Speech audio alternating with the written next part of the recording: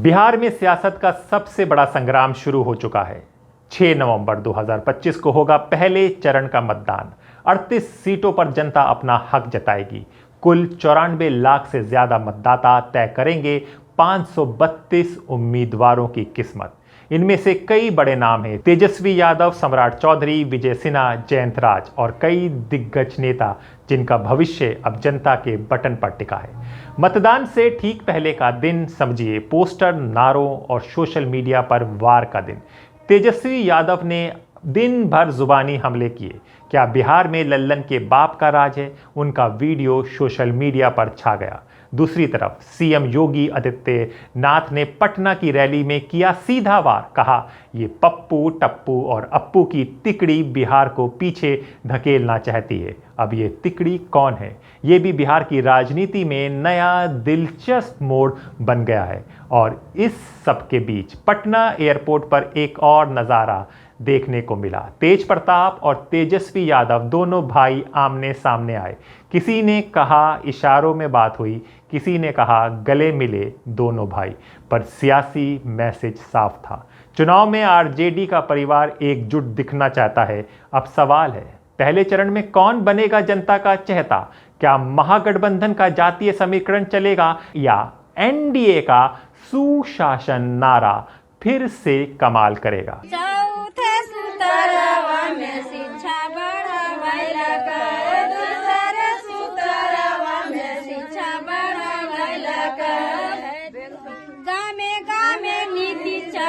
School बनवैलक, गामे गामे नीति चाचा स्कूल बनवैलक, बच्चा सबके बैग पैसा सब कुछ दिलवैलक, बच्चा सबके बैग पैसा सब कुछ दिलवैलक, योर चाचा साइकिल दिलवैलक। जी हां, 6 नवंबर सुबह से 7 बजे से मतदान शुरू हो जाएगा, जो बिहार के मैदानों में सिर्फ बटन नहीं दबेगा बल्कि राजनीतिक किस्मतें भी तय होंगी। बिहार की सियासत के इस पहले चरण के हर रोमांचक पल के लिए जुड़े रहिए स्वतंत्र के साथ, जहां मिलेगा जमीन से बिना झुकाव का सच्चा हकीकत आपको। पर वहां वोट कौन किसको देगा, इसका भी आज खुलासा कर देते। क्या हम चरमपंथी हैं बताओ आप? इस मजमे में मैं हजारों ऐसे चेहरों को देख रहा हूं जिनके चेहरे पर दाढ़ी है, सर पर टोपी है। ओवैसी के चेहरे पर भी अल्हम्दुलिल्लाह दाढ़ी है और सर पे टोपी है। तो क्या सब चरमपंथी हैं? तो तेजस्वी के नजर में चरमपंथी वो है जो एक जमीन व आसमान के खालिक को मानने वाला है। तेजस्वी के नजर में चरमपंथी वो है जो सजदा करके अपनी मस्जिदों को आबाद रखता है। तेजस्वी की नजर में चरमपंथी वो है जो मदरसे बच्चों को कुरान और अहादीस का इल्म सिखाते हैं। तेजस्वी के नजर में चरमपंथी वो है जो हमारी माँ और बहनें अपने सर पर दुपट्टा या हिजाब या बुर्का पहनती है। तेजस्वी की नजर में चरमपंथी वो है जो सच्चाई को उसके सामने बयान करता है। तेजस्वी के नजर में चरमपंथी कौन नहीं है?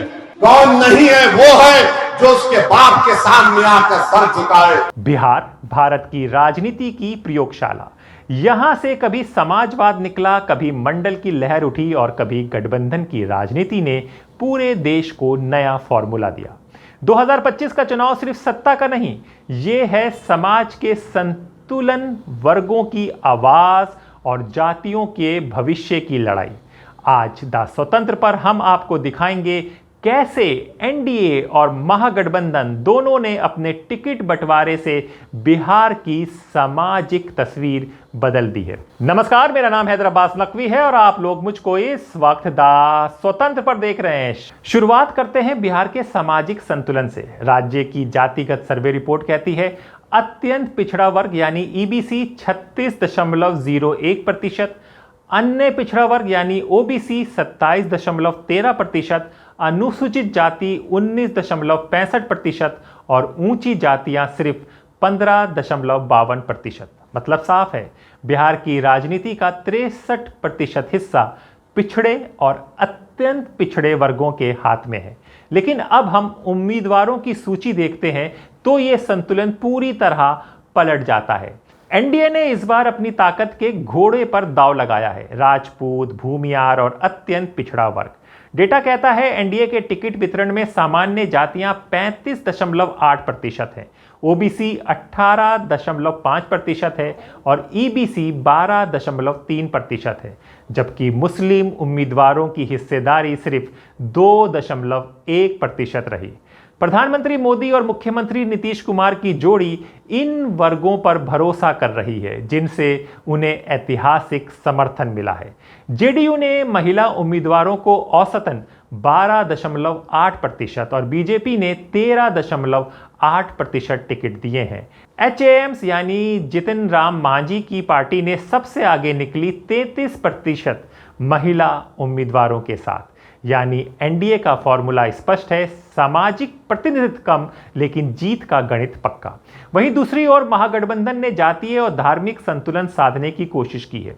आरजेडी के टिकट वितरण में लगभग 52% ओबीसी उम्मीदवार हैं, जिनमें से 20% यादव और करीब 10% कुशवाहा समुदाय के हैं। कांग्रेस के 61 उम्मीदवारों में से करीब 40% ऊंची जातियों को टिकट दिए गए हैं, जिसमें ब्राह्मण, भूमियार, बनिया और कायस्थ हैं। यानी गठबंधन के भीतर भी बंटवारा तय है। आरजेडी पिछड़ों का चेहरा बनेगा, कांग्रेस स्वर्णों का। महागठबंधन के टिकटों में मुस्लिम उम्मीदवारों की हिस्सेदारी 11.5% रही, जबकि एनडीए में यह आंकड़ा 2% के आसपास। यानी इस बार भी चुनाव में एमवाई गठजोड़ बनाम एनडीए का सामाजिक इंजीनियरिंग मॉडल देखने को मिलेगा। अब बात करते हैं उम्मीदवारों के प्रोफाइल की। महिलाएं, महागठबंधन में महिलाओं का औसत 8% है, जबकि एनडीए में ये 13 से 14% तक पहुंचा है। आपराधिक पृष्ठभूमि पर बहुत बड़ा सवाल उठता है। पहले चरण के 243 उम्मीदवारों में से एनडीए के 60 उम्मीदवारों पर केस हैं, जबकि महागठबंधन के 89 उम्मीदवारों पर। आरजेडी के 53 उम्मीदवारों के खिलाफ आपराधिक मामले हैं, कांग्रेस के 15 और सीपीआई-एमएल के 21 उम्मीदवारों पर भी केस दर्ज है। शिक्षा, एनडीए में 52 पोस्ट ग्रेजुएट हैं, 76 ग्रेजुएट हैं, 73 ऐसे उम्मीदवार हैं जिनकी शिक्षा क्लास 12 या उससे नीचे है। वहीं महागठबंधन में 58 पोस्ट ग्रेजुएट हैं, 105 ग्रेजुएट हैं और 84 उम्मीदवार क्लास 12वीं या उससे नीचे हैं। यानी पढ़े लिखे चेहरे विपक्ष में ज़्यादा हैं, लेकिन अपराध का रिकॉर्ड भी वहीं अधिक है। दिल्ली के दिल से आई एक खबर बिहार की बहस को और गहरा करती है। ईबीसी मतदाता इस बार किंग मेकर साबित हो सकते हैं, क्योंकि बिहार की राजनीति में अब जाति की रेखा पूरी तरह स्थिर है। 2015 में एनडीए को ईबीसी वोट का 70% मिला था। 2020 में यह घटकर 52% तक रह गया। आरजेडी ने उसी समय नया पिछड़ा वोट पर काम शुरू किया। कुशवाहा, नाई, लोहार, दुसाद, इन समुदाय में आरजेडी ने संगठन मजबूत किया। इसलिए इस बार मुकाबला राजपूत बनाम यादव से आगे बढ़कर पिछड़ा बनाम अत्यंत पिछड़ा के स्वरूप में दिख रहा है। दूसरी ओर युवाओं का गुस्सा और रोजगार की भूख राजनीति को नई दिशा दे सकती है। हर 5वां मतदाता 25 साल से कम उम्र का है, यानी वो वर्ग जो जातीय परंपराओं से कम, रोजगार और भविष्य से ज़्यादा प्रभावित है। आखिर में सवाल, क्या बिहार का वोट जाति से ऊपर उठेगा? इतिहास कहता है बिहार ने हमेशा राजनीति को दिशा दी है।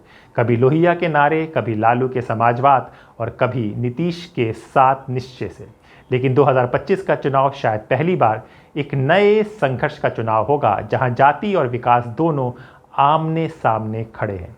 एनडीए ने पारंपरिक भरोसे पर चुनाव रचा, महागठबंधन ने प्रतिनिधित्व की भावना पर। अब देखना है जनता किस संतुलन को ठीक ठहराती है, क्योंकि बिहार की राजनीति में एक बात तय है, यहाँ कोई समीकरण स्थायी नहीं होता, सिर्फ जनता का मन स्थायी होता है।